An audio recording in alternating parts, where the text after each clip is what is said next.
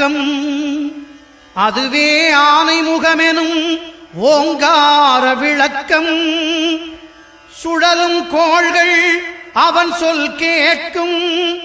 அவனை தொழுதால் போதும் நல்லதே நடக்கும். ஆனைமுகனை தொழுதால் நவக்கிரகங்களும் மகிழும்.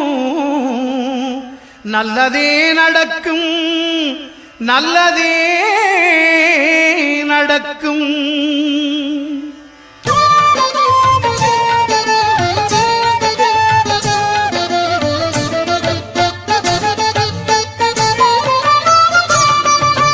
ஒன்பது கோளும் ஒன்றாய் காண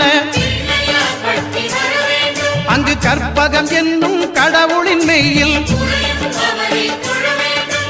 ஒன்பது கோளும் ஒன்றாய் காண அங்கு